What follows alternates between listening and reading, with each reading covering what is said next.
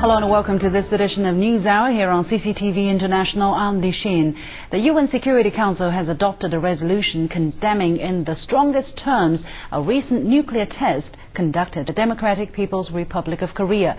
The resolution also expanded sanctions against Pyongyang. Xu Jiaying has more details.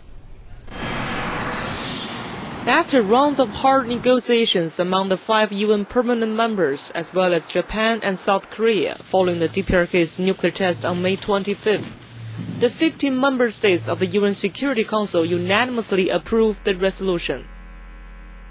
The resolution demands that the DPRK halt any further nuclear tests or any ballistic missile launches. It also urges UN member states to limit financial ties with Pyongyang. The resolution calls on states and international financial institutions to disrupt the flows of funds that could support the DPRK's missile, nuclear, or proliferation activities.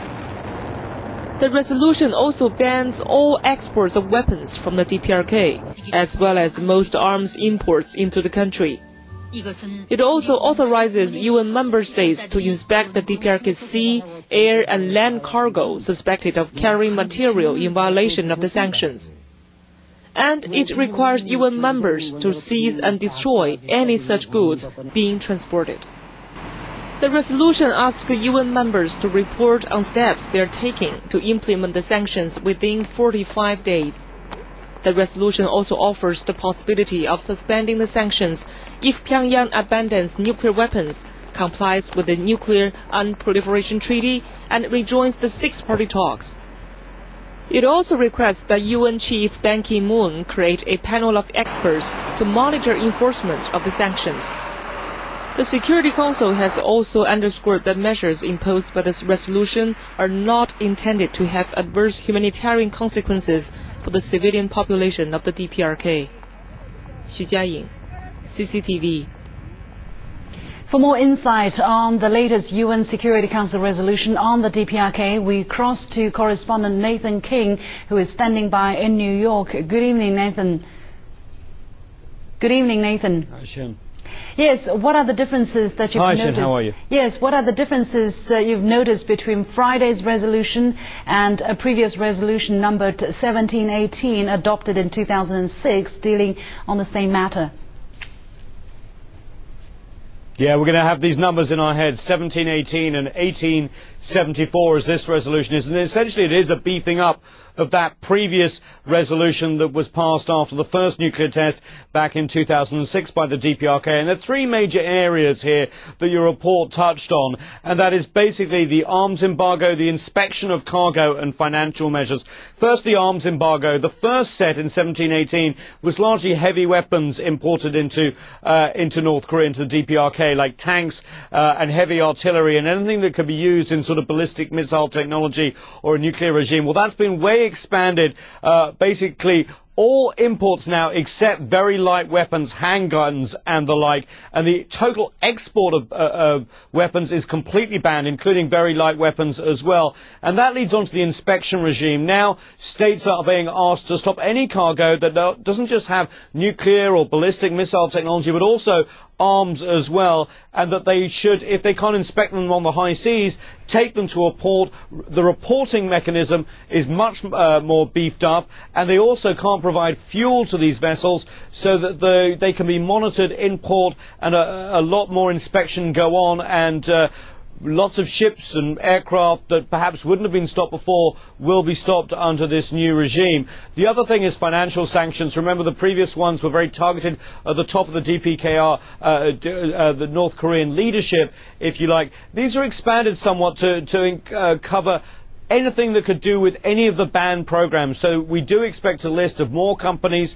more individuals to be drawn up. This has raised questions about whether humanitarian aid will actually be suffered, and a lot of people are saying no, it's not against the North Korean people. However, as you know, with a blunt instrument like sanctions, it's bound to have some sort of effect. So the international community will try and limit as much of that as possible. But these are definitely a big beefed up regime. The big question is, will it work?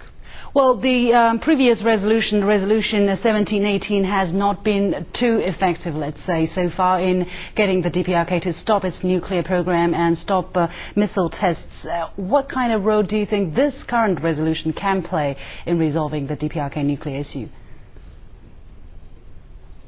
And I think this reflects exactly what was going on behind closed doors in the last 2.5 weeks, with China and Russia really saying, look, 1718 didn't work. Do we really want 1718 version 2.0? Because that may not work, and perhaps it will increase the belligerence of Pyongyang and make it harder to bring back the six-party talks. And on the other side, the US and Japan and South Korea somewhat have said, look, we need to show that there are consequences to actions about nuclear testing and going outside the non-proliferation treaty and reneging on six-party talks. So we'll have to wait and see, but hopefully the Americans and the Chinese and the Russians and everyone have put enough pressure on to make sure that maybe these sanctions do bite very quickly, and perhaps North Korea will come back to the negotiating table. That's at least the hope right now. Yes, thanks very much. That's correspondent Nathan King in New York reporting live. Well, China's envoy to the United Nations said that China supports an appropriate and balanced reaction from the UN Security Council to the nuclear test conducted by the DPRK.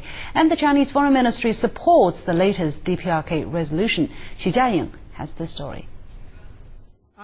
Chinese permanent representative to the UN says China is strongly urging the DPRK to honor its commitment to denuclearization and also to return to the six-party talks and refrain from any related moves that may further worsen the situation. The resolution not only demonstrates the firm opposition of the international community to the DPRK nuclear test, but also sends a positive signal to the DPRK. It shows the stance and determination of the Security Council to resolve the issue peacefully through dialogue and negotiations.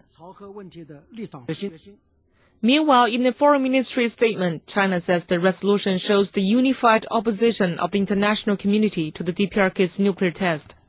The statement says the DPRK's action violates relevant UN Security Council resolutions.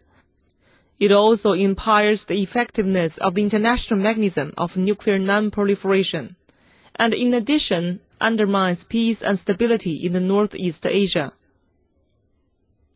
Although supporting the Security Council's response, China also says the DPRK's state sovereignty and territorial integrity, as well as the country's reasonable security concerns and development interests, should be respected. The statement also says sanctions are not the goal, and that political and diplomatic channels are the only right way to solve related Korean Peninsula issues. Xu Jiaying, CCTV. The 15-member UN Security Council imposed tougher sanctions on the DPRK, and here's what some other member states had to say. The resolution is clear in its condemnation of North Korea's nuclear test of the 25th of May, and it demands that North Korea does not conduct any further nuclear tests or launches using ballistic missile technology. It shows that the international community will not tolerate North Korea flouting its international obligations. This resolution condemns North Korea's nuclear test in the strongest terms. It strengthens and enhances sanctions on North Korea in 5 critically important areas. These measures are innovative, they are robust, and they are unprecedented.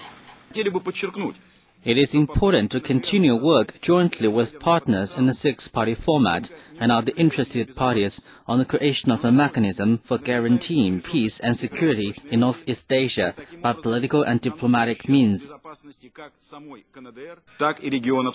I'd like to stress that these measures are not intended to harm innocent people of DPRK. For these measures to have intended effective impacts on DPRK to change its behavior and abandon all its nuclear weapon program and ballistic missile program, it's essential for all member states of the United Nations to take necessary actions to implement these measures fully and faithfully. We urge the DPRK to fully comply with this resolution and to heed carefully the united voice of the international community that such act will never be condoned.